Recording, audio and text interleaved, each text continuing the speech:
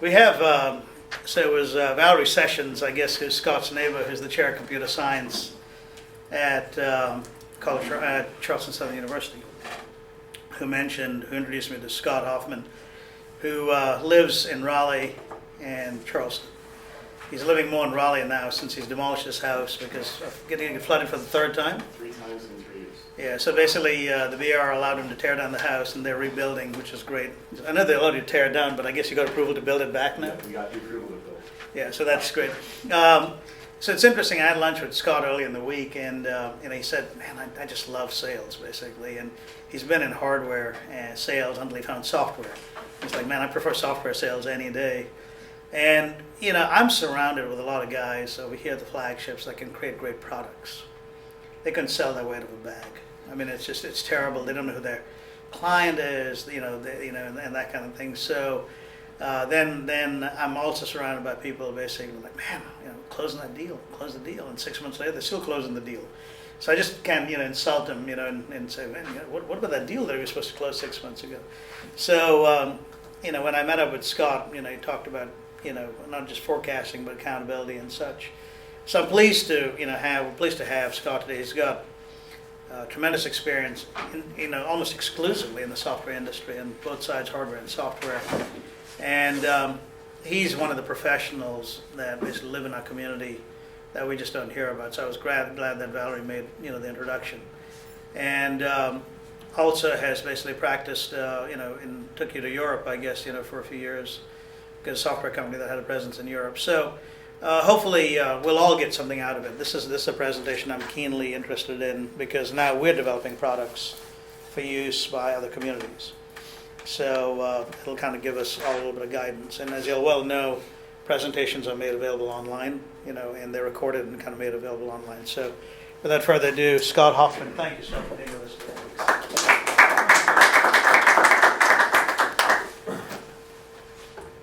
Thanks a lot. It's great.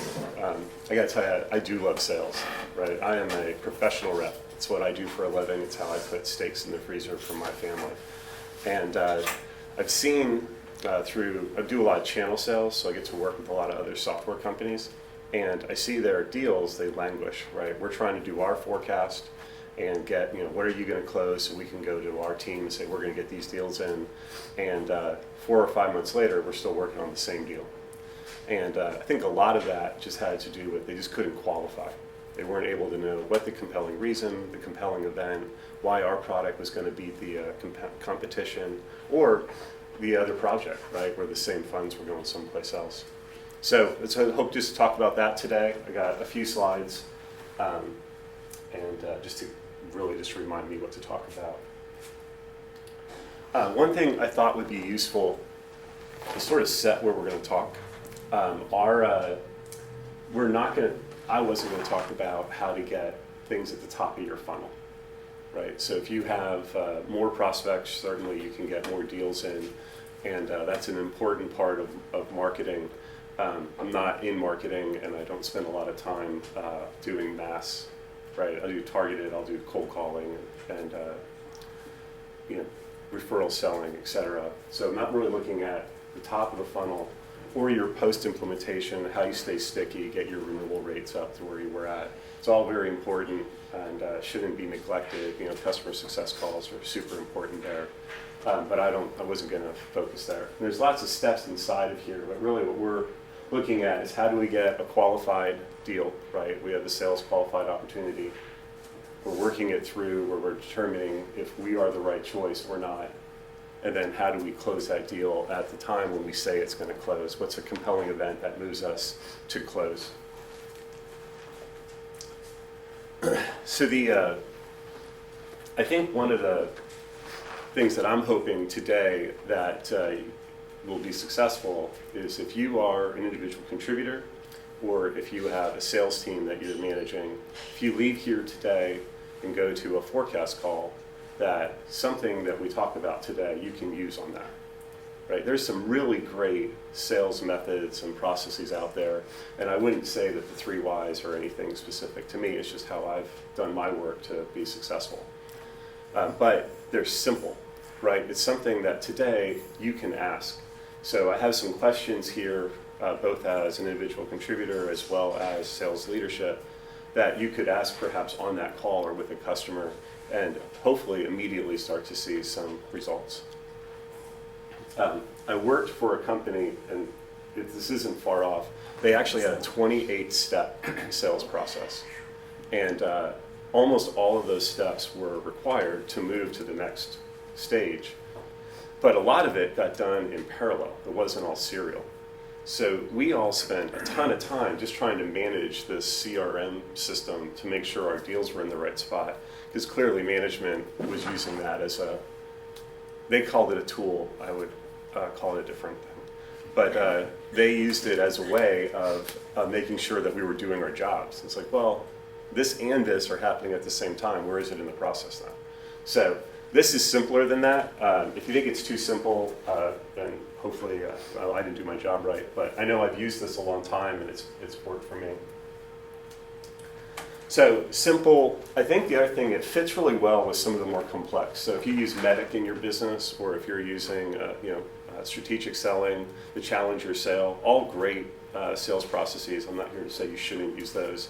I think what I'm saying is how you're forecasting, and because that's kind of what I'm really focused on, how you're qualifying your deal, how the individual contributor is qualifying the customer, how they are qualifying the deal, but then how sales leadership is qualifying the sales rep. A lot of times that's the spot, right? So this fits well with that. If you're using something else, I think you can still get something out of the 3 whys. It maps super well to stages in various CRMs, right? If you think about selected or qualified, negotiation, it kind of fits in those stages. And I suspect you're calling it something else, but you're probably using it. I haven't seen too many people who haven't used parts of it. I just haven't seen it used consistently with discipline. So the one thing, sales forecasting is super hard, right? It's supposed to be, that's why it pays, right? And if anybody could do it, they wouldn't pay salespeople so much. And so it's not uncommon that a sales forecast is getting missed or you're pushing deals. There are tons of stories that you could probably tell me. The one that I like, I became an absolute superhero in a division because I walked in and got a deal closed that they had forecasted every single month, March, April, May, June, July, August. I came in September and the deal closed. Well, really, a glass of water could have closed that deal because the customer had told them back in March that they wanted to close it in September. But they had missed their number the year before, the division had. And so they wanted to have a big bang. This was the biggest deal that they were working on. We're going to pull it in early, show that we're competent, right? We can make our number. So what I understand is, I wasn't part of that conversation, they went to the customer and said, hey, we'd like to get this done earlier. You're going to purchase it. Can we give you an incentive to get the deal in? The customer said, sure, we'll look at something. And it immediately became forecasted for Q1, right? Because the customer would look at it. They didn't create a compelling event. The customer didn't have a compelling event. They were going to do it in September. But suddenly, we are going to do this deal right now. And they didn't give them a compelling enough reason, so it kept pushing.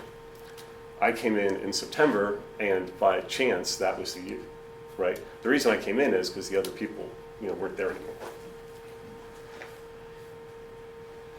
So why anything is the compelling reason, right? Why change is another way to look at it. What happens if you do nothing? The market that you're in, right? If you think about it, it's one of the easier things because you are in the market that you selected for your products, and they are in the market to buy something like that if they are in the why anything. Why us is what makes us specific. Why should they buy our product over somebody else? It's probably the most fun thing because you're talking about yourself, right? Your own products. You get to qualify the customer as to what they're trying to do today, what isn't working, what are they trying to change inside their own business that they would look at your solution. And then why now, the compelling event? There is a big difference between a compelling reason and a compelling event that I'd like to talk about.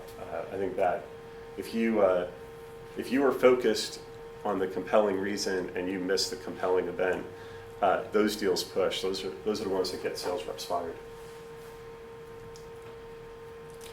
So a sympathetic ear is sales reps' worst friend, frankly. Someone who'll just listen to you and you think you're working and you're getting great product feedback. And I'm not here to say that product feedback is bad, right? You need it. But in the end, a product feedback isn't how I pay my mortgage.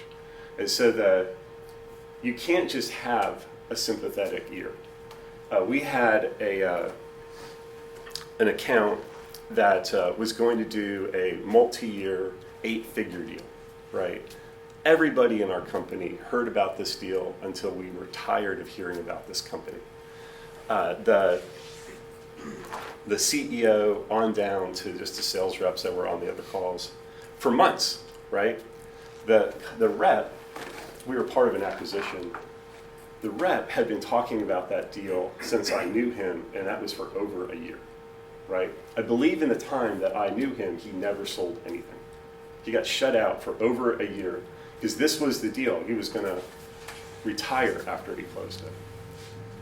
Well, he didn't make it, and another rep came in and was told that we have this huge deal. You want to come work for us. You're going to jump into this. You're going to be able to close it. And he got into the deal and realized that there was no deal at all, and he quit. Just like, right? I think 2 service people left, like a leader and a doer, both left because they couldn't get enough services work after this deal cratered, right? Like, bad forecasting massively affects people, right?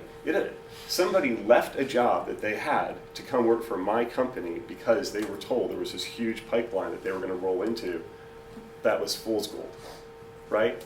2 people that were using what that was going to happen to make decisions in their personal life for work had to quit because that work wasn't going to come, right?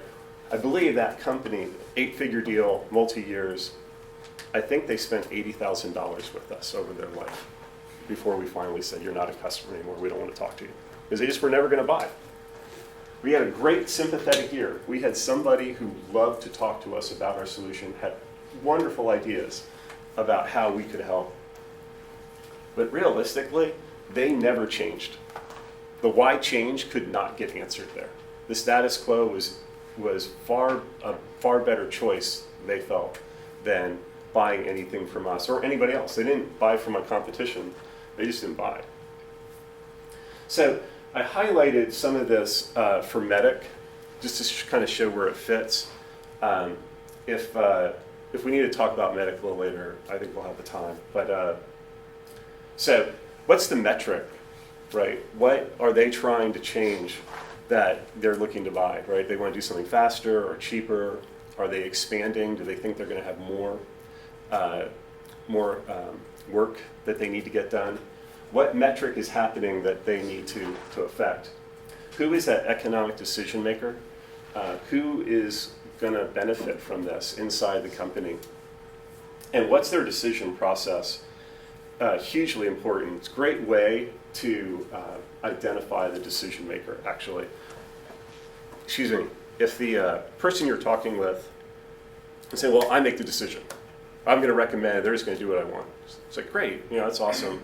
So tell me, what happens after you make the decision, like after you make that recommendation? Does it go to procurement or does it go to a selection committee? What happens after that? When you start digging in, they'll have to expose some other people, which will help you with making sure you got the right decision maker.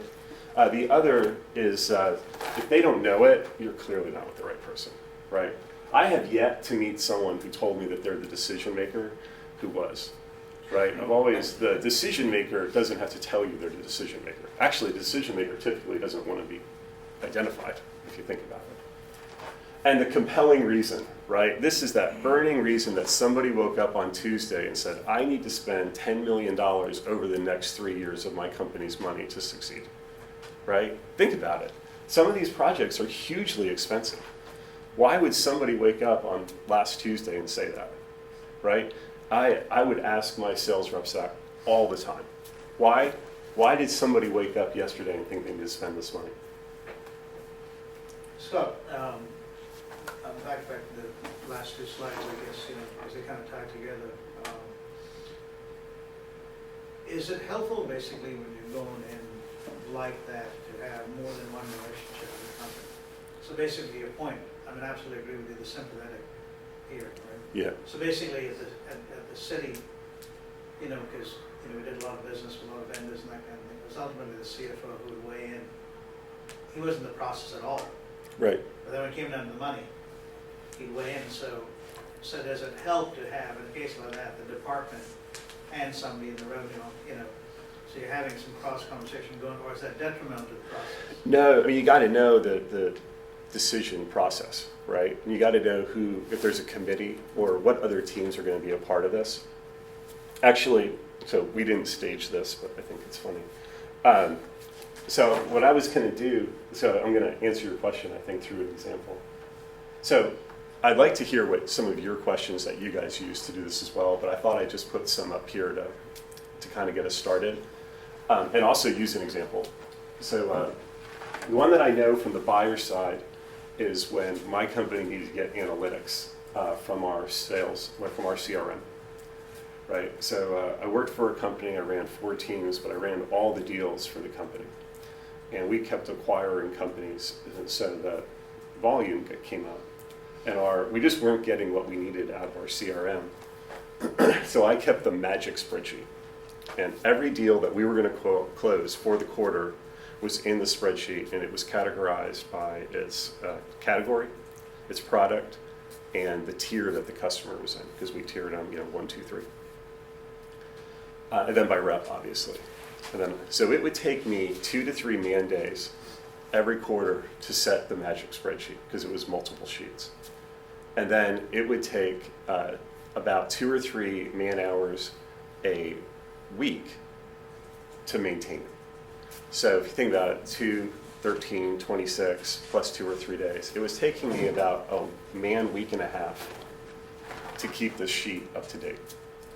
And I gotta tell you, my boss didn't give a damn that it was taking me that long. He just wanted the information out of it. But, so it didn't matter that it was hard, right? So what happens if they do nothing? Well, I just had to keep putting in this week and a half per quarter on this project, right? He didn't care. And I didn't. I mean, it was nice to see all the deals. There was some quality there.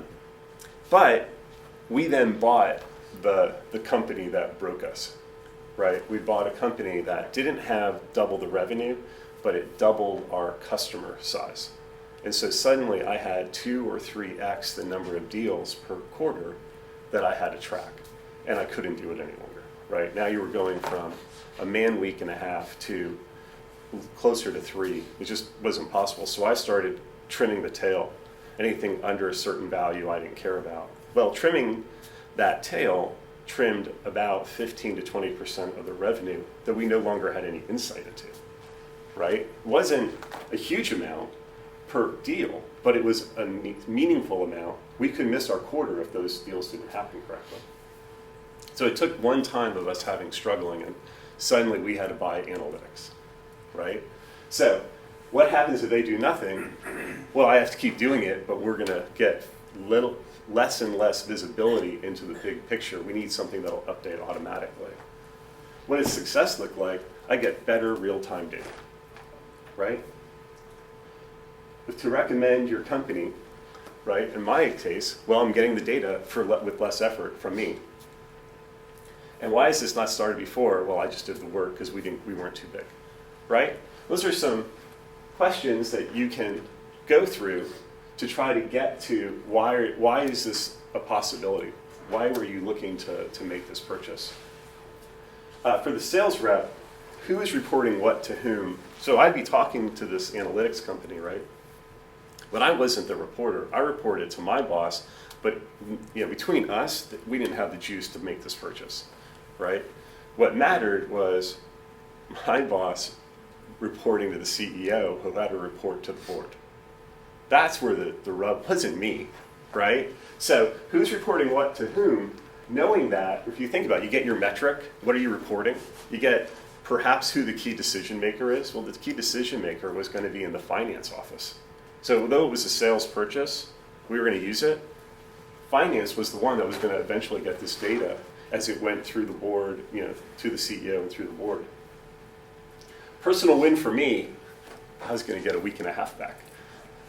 There is correspondingly you could have tracked how my handicap went down when this got implemented, for the record.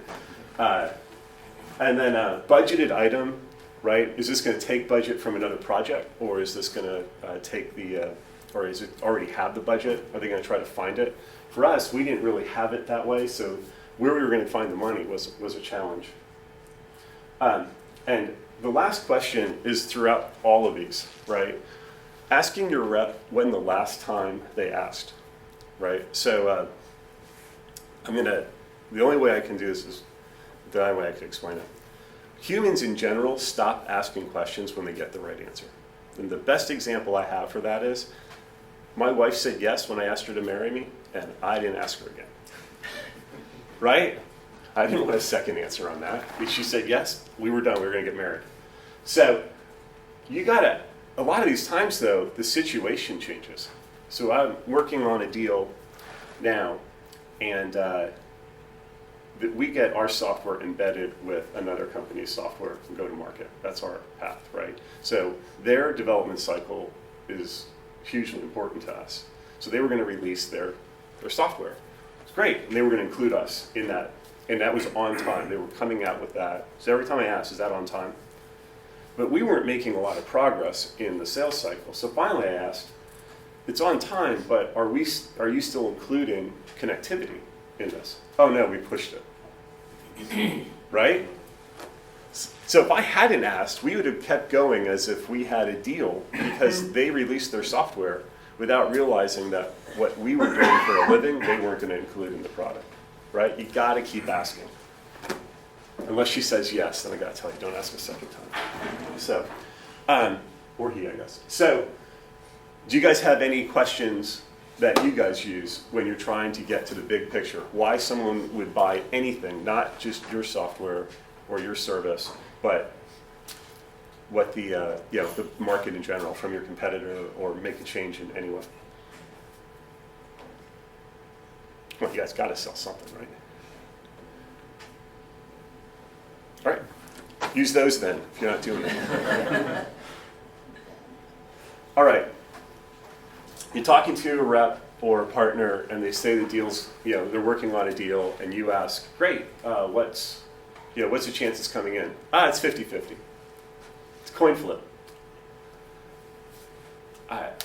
That just annoys the bejeebies out of me, I gotta tell you. I don't need a sales rep for a 50-50 deal. I can flip a coin myself and not pay them, right? So the question is, what's 50-50? Is it 50-50 is going to come in at the time that they're talking about? Is it 50-50 that you're in the right market at all, like they're not going to change? Or is it your product versus your competition? Right? The problem with 50-50 is there's a lot of them. You can't forecast 50-50. So what we did was we started asking them likely or unlikely. And they no longer had 50-50, right? We're going to use one or two symbols, and it's either likely or unlikely. And if you're having too many unlikelies, I'm going to question what you're doing every day. But forecast and being able to qualify, right, the 3 whys hopefully gets you past that. So why us? Scott, on the likely versus unlikely, even that seems, very 50-50 to me, just a different way to kind of play. What happens? So what happens basically? If you go to, is there a better? Is it 50? Is there 75% chance? Is it, we stopped giving them percentages. Or something like it, basically. Right. So we had our own internal percentage that we used. So we used 90 and 10 for likely and unlikely. But if we had told them, is it a 90%, they'd have died of shock. Yeah, okay. Right? So we just said likely or unlikely. Is this likely to come in at the time that we're forecasting it? Yeah. And they got, well, I'll go into it in a couple of slides, but one of the things, right, your forecast call is just hugely important for training your sales rep, right? Sales rep training is horribly inefficient. I've been to a ton of them. Like the only one I ever liked was really Karis Karis was great. If you ever get a chance to take the Karis negotiation training, you don't get what you deserve, you get what you negotiate. That's their tagline. It is a wonderful training for a lot of different things. But for the most part, what I would always tell my manager is, so basically you're telling me if you just let me go sell, this is how you'd like me to sell. But I'm not allowed to sell because you're taking me out of the field and putting me in this room with people that I don't particularly like to hear something from someone who no longer sells. Right? So I was also just a terrible student though, please, I should probably disclose that. 8 years to go 8 semesters in a summer. But I got it finished. But 8 years to go 8 semesters in a summer. So it could also be a personality, right? But I think there's a lot of sales reps that have my personality, right? I'm just a pro rep.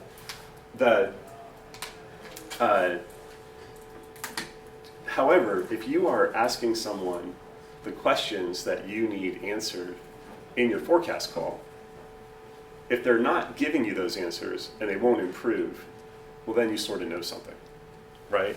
If they do, then you're getting what you need, right? You actually can affect the sales rep a lot. You can affect their behavior during the week by how good your forecast call is, if you think about it, right? So for us, we affected change with was it likely or unlikely? If it was unlikely, right? If they were telling us it was, because what we did is anything that switched likely to unlikely became a flag, and we tracked how many of your deals switched during the sales process. So you had it committed likely, and at the end it got switched to unlikely. We tracked that. Yeah. Is the likely and unlikely, that's for that specific forecast period? So yes. Clearly the why now is a big deal there, right? But we wanted to know, were you going to get it in, or were you going to get it in on that date, right? Was it likely? If they were hesitating on the date, we would move it, right? But it's still likely, it's just likely on a different date. But we expected them, our sales cycles were long enough, and we expected them to have some idea of when this deal was coming in, right? Why now is hard, right? It is it's the hardest part of this whole process, if you really think about it. And it may not work for everybody. It just worked for us, and the problem that we were solving is we were just getting way too many coin flips. Quick question, follow-up. I was also curious about different stages, likely or unlikely, which I like the simplification of that. But it's kind of an earlier awareness. You kind of had a 5-stage sales funnel early slide. If they're like at a stage 2, are you saying it's likely to become a stage 3, or are you saying it's likely to close? Right. So I'm just curious. It's a good. 10% of the 2s ever close. So we used, just similar to you guys probably, but stage and category and percentage. Right. We had all 3. So if you were likely, I had that committed in my quarter that you said you were going to come in. If you started to waver on the date, but they were still likely to close, I would move it to best case. But I would still keep it in the quarter, but then we would know that best cases, we had some risk there for the why now. For earlier stuff, it wasn't in committed or best case, right? It was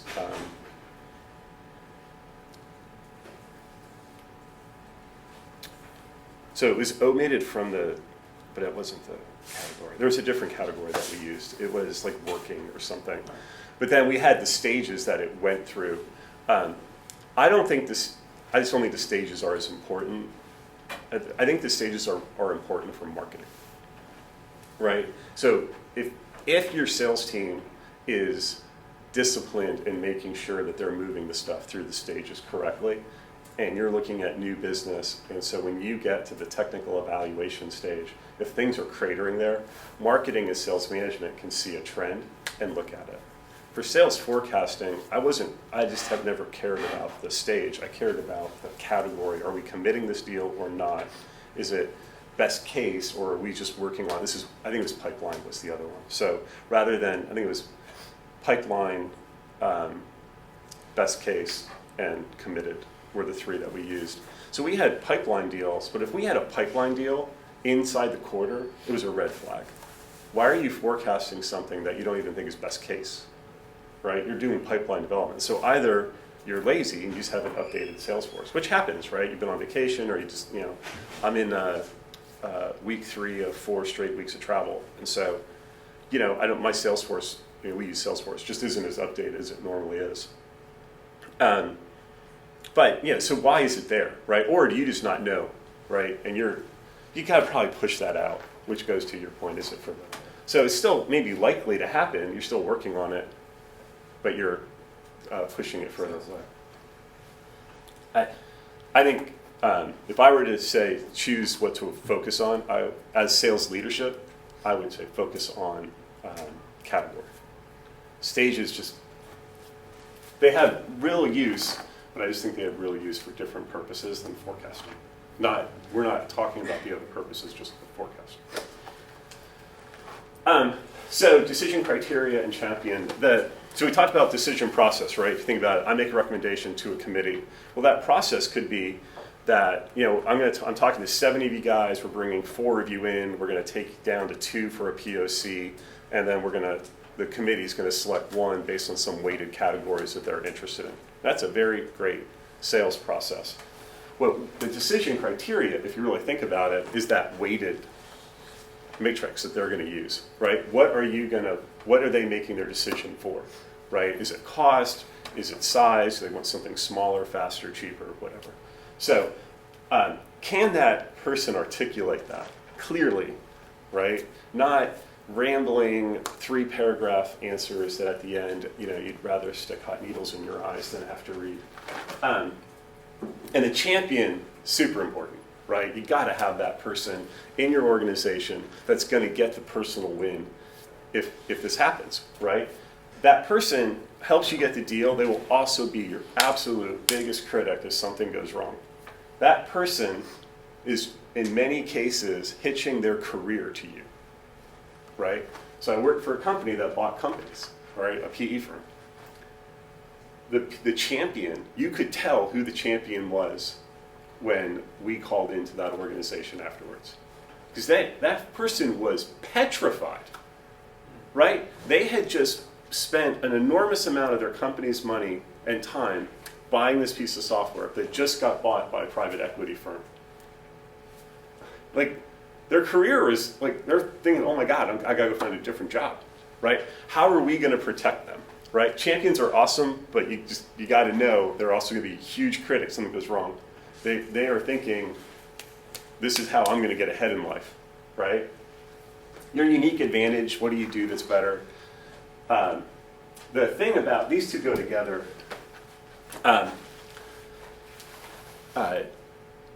don't give away your technical resource, right? If you have someone who wants to get on the phone with your CTO or with your vice president of engineering or with even your pre-sales engineering, right? And you want to do a POC or an evaluation, what's in it for you, right? One of my favorite things to teach my reps was, I don't get paid to answer questions. I get paid to know why we should answer questions. And if I don't know why we answer the question, then I'm not going to provide the answer. Because why would I? I mean, I'm not in the information giveaway business, right? I'm in the software sales business. I sell software by creating a demand for it and then knowing through the process.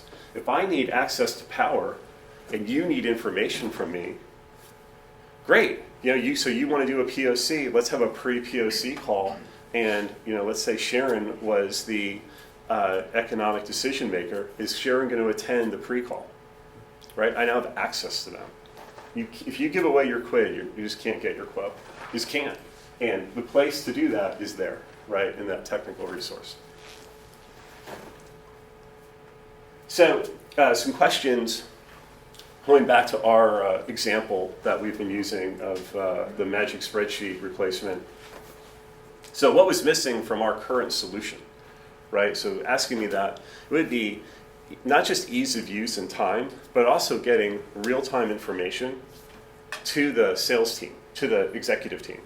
They had to wait for my magic spreadsheet to get done every week, right? And if I didn't get to it till the end of the week, that's when they got it. They had their call Friday morning, and I got it to my boss usually Thursday night.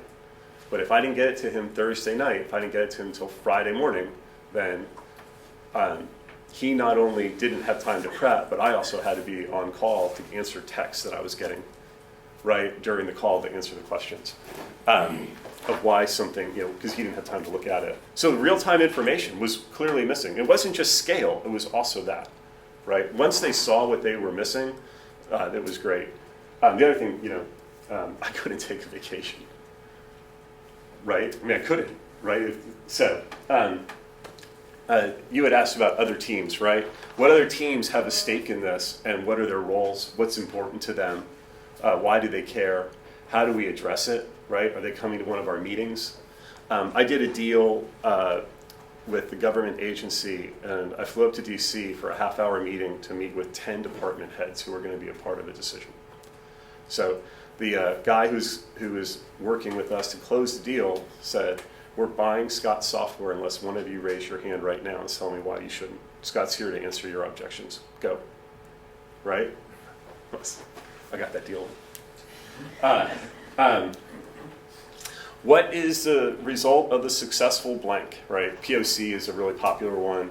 Evaluation. What happens, right? If I show you what you want to see, right? We've got your decision criteria, right? I show you that, then what happens, right? So for us, I don't know what they did there because at some point it left me and went to operations to finish this deal. So, but for us, operations and finance were hugely involved in getting the analytics, right? If you didn't speak to operations or analytics, if you were just talking to me, you were missing an entire need set in the decision criteria that wasn't going to get answered.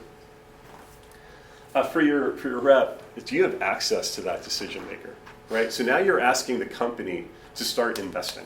We're going to fly an 8-legged sales rep out to the customer, take people away from their day jobs, spend a lot of money at the customer to get them to do this.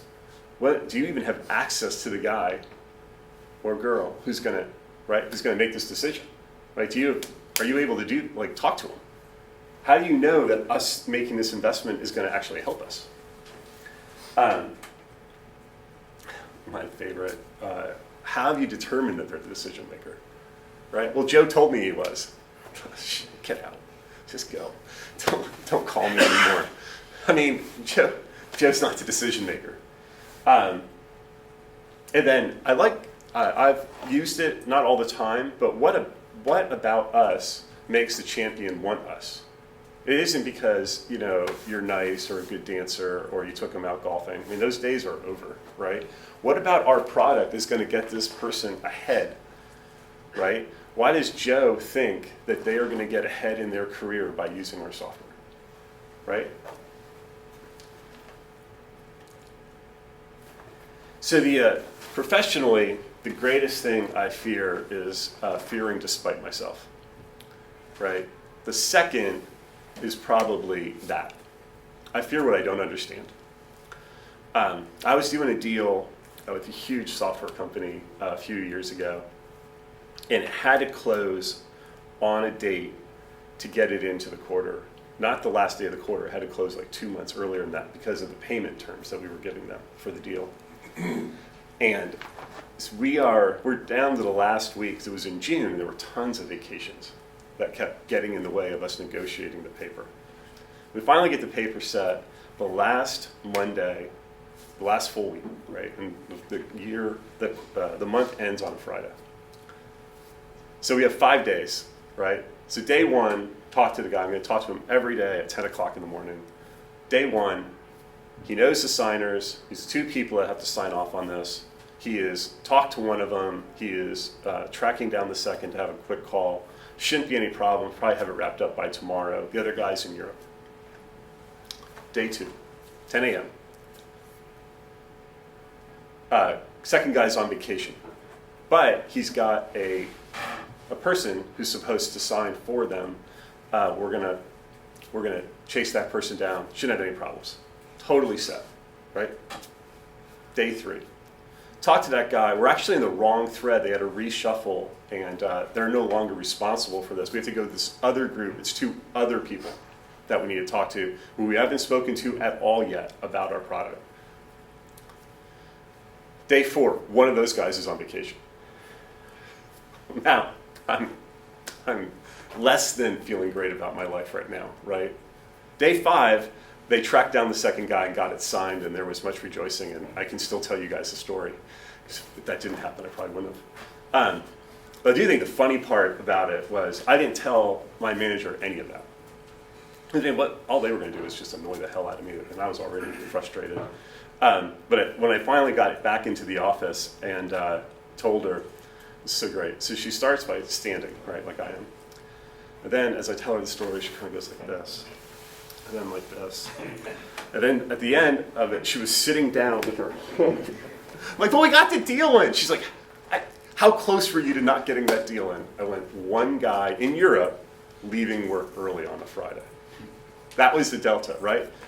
I fear what I don't understand. I thought I understood it, and the further we got, the less I understood, right? Better qualifying perhaps would have maybe solved that problem for me. So why now? The compelling event is not the compelling reason. This is the most annoying part of your forecasting, right? Without question. If you think about it, you chose your market, right? The products that you decide to sell, you're in a market that you understand and that you want to sell into. The why you is you've decided if you're going to be a low-cost producer or you're going to have great quality, if you're doing quantity or quality, high price, low price, all the different features, benefits. You've fixed on that. Why now is all your customer, right? Look, I think cars are great, but I'm not buying another car right now, right? And it doesn't matter how much Toyota tells me this is a great time to buy, I'm not buying one, right? We try to create urgency with our customers. Act now, get a second one at half price. If you get this deal done by the end of the quarter, I'll take 10% off the price. But in the end, your customer is deciding what their compelling event is to buy your software. What we're going to do here is not try to create the compelling event, just try to expose it. What is it that's making this customer buy then? If you have a compelling reason and not a compelling event, and you're forecasting your deal against the compelling reason to close at a certain time, it's at great risk. That should always be just best case, right? Why are they going to buy right now? I'm doing a deal, and the customer has a huge reason to buy our software. Huge. They have nothing but risk if they don't buy our software. But that risk isn't really the priority right now. They have other priorities for that money that they keep using.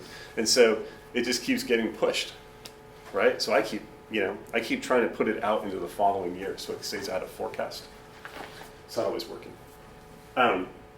So you've identified a key pain point, and you know who the signer is, right? You know who they are, you know why. Like, think about my example, right? I went through 6 signers in 5 days to try to get that thing signed, thinking I had it the whole time. If you are fortunate enough to be able to work backwards, right, from a timeline. So customer wants to give a report, they're going to launch a new piece of software on the 1st of December. They need 30 days to get it ready. So the software needs to be up and running on November 1st. You have a 30-day implementation. Customer has to buy it in August. If you can do that, then you have a great way of saying that this deal has to get done on July 31st for us to meet all of those. And if you say, look, we're not going to schedule our people until we have a signed contract. If you need us to start on August 1, we actually need to get this deal done 2 weeks ahead of time. You kind of have a date. That is very rare. Maybe 4 or 5 times in my career I've seen that, right? So hard to generate for the customer. If you can work backwards, awesome. Medic does really, I would argue Medic really does help with that. It's just a simple way of, did you check all the boxes? The S, by the way, in Medix is signer, right? So some questions. Who is the signer and are they available? I could have actually, or sort of like the real estate is location, location, location. You could have just put that one up 8 times, so we probably would have been just as good. Yeah, who are they, right? Do you know them? Because the signer and the person who is the economic decision maker probably aren't the same person, right? A lot of times, the signer of the agreement, but you may have, like I'm dealing with one that's got 6 people that have to approve the PO process to get it done, right? So I have a 6-stage approval process. Does purchasing have a role in this, right? I mean, are we going to get stuck in purchasing, which would just suck?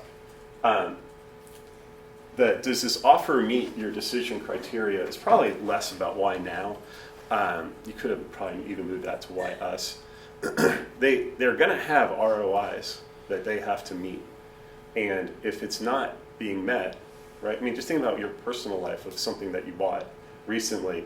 It had to fit something, a budget, or it had to fit a space, size, where you were going to live, etc.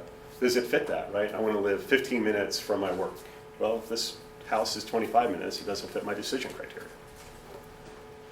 What is the purchase process? Have you talked with the signer?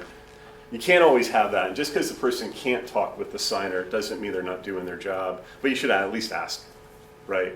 And you should ask, well, then if you can't talk to the signer, how do you know the signer's going to sign, right?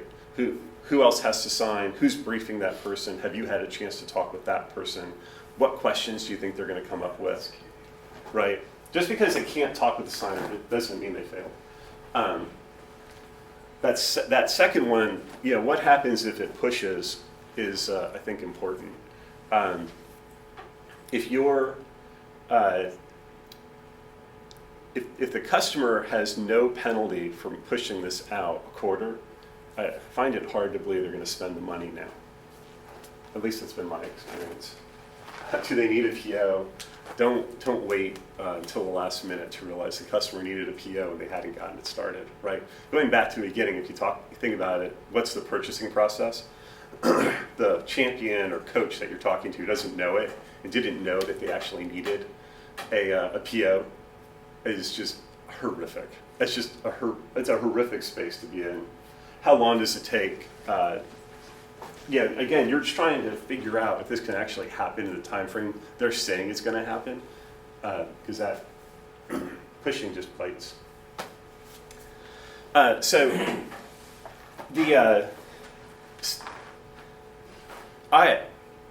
think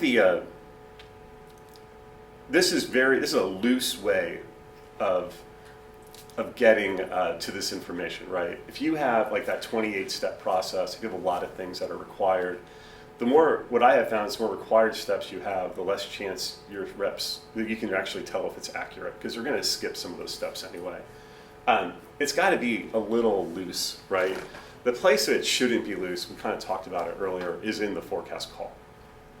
If you're having a weekly forecast call with your team, better questions will develop better practices by them. And it really doesn't matter what's in Salesforce or what's in your CRM at that point. I mean, you want to use that information, you want them to update it, you want to check that data offline. But if I have worked for companies who had really tight sales forecast call, we all spoke the same lexicon, we were using the same vocabulary. We knew what it meant when we say we were going to put it on them. Like we had what we were a team, right? And then I've worked for companies who they just don't follow a best practice. And the difference in the quality of the forecast at the end of a quarter or year is remarkable. And it's really sales leadership asking the right questions of the sales team while they're doing that. So your tools can really be adaptive, I hope. If you're doing a better job of asking your team the right questions. So I just had a couple of CRM suggestions, pipeline, best case, committed. I think we already covered this. So unless you guys need more information about this, We kind of talked about it when you asked that question. I think they call that anticipating the market. All right, and we also talked about the being able to track where you fail, right? So the stages versus the categories. I think that we sort of already talked about this as well, which is good because we're running out of time. All right. So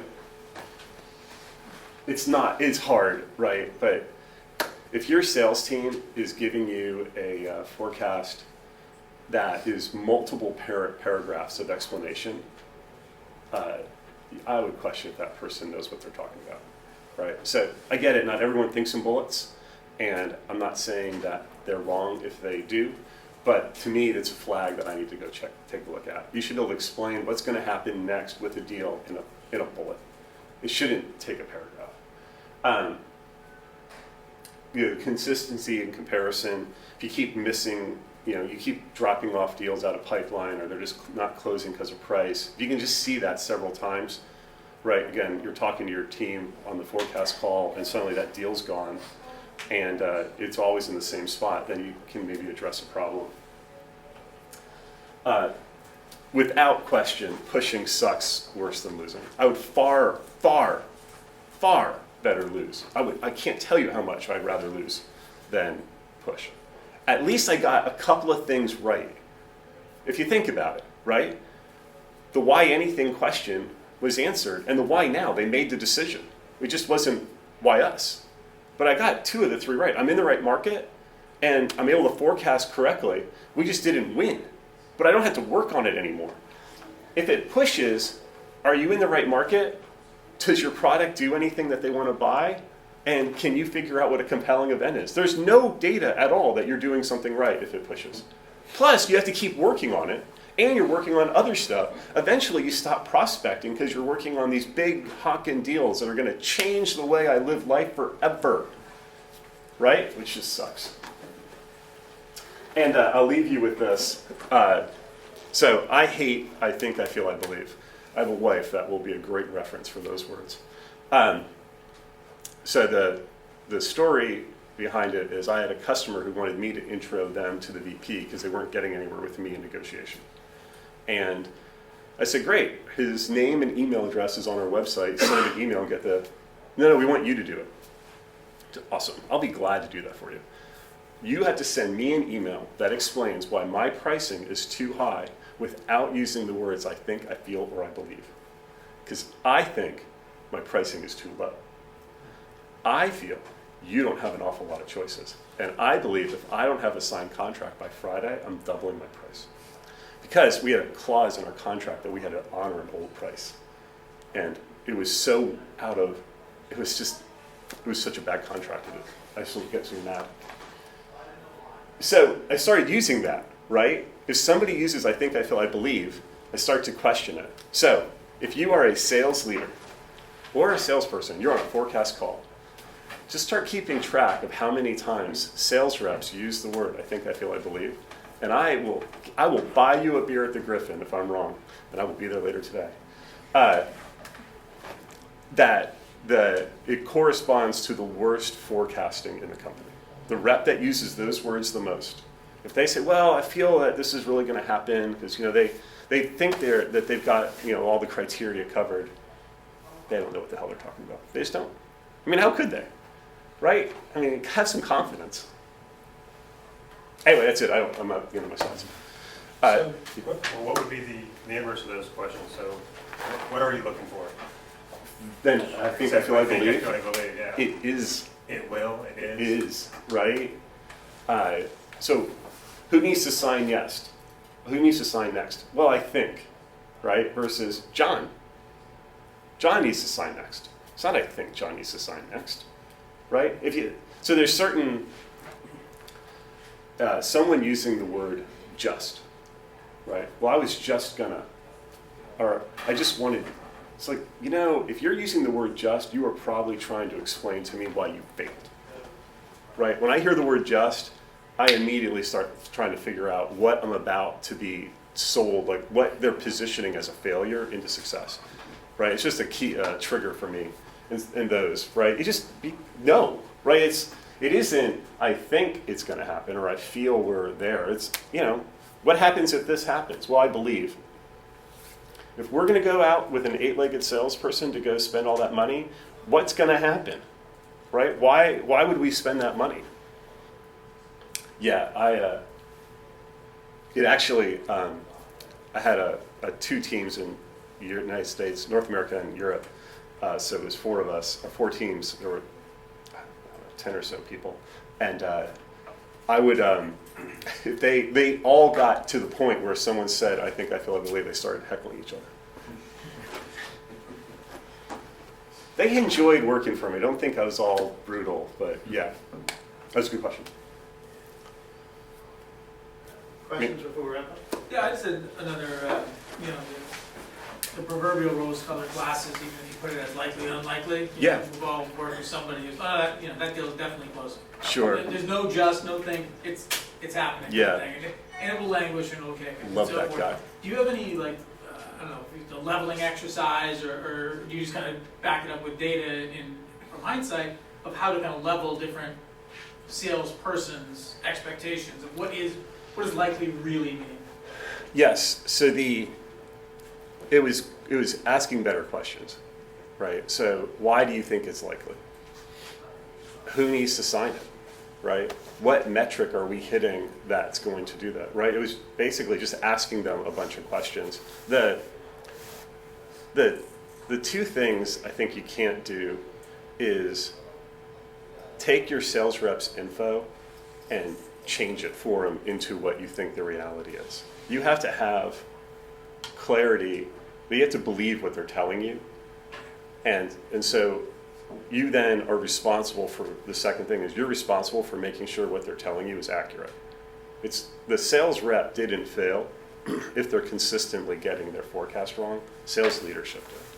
You just got to get better at it. We had a channel team that just couldn't get their forecast. And so I started meeting with each channel partner every other week.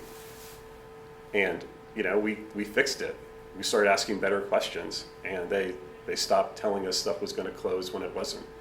And, if the person can't be improved, right, with better coaching, then, they're maybe not coachable, and you got to decide if they're bringing something else to the table or not. I'd clip them, but, they say I'm a bad person sometimes, so. Great. All right. Well, I appreciate you guys letting me talk. Have a good day.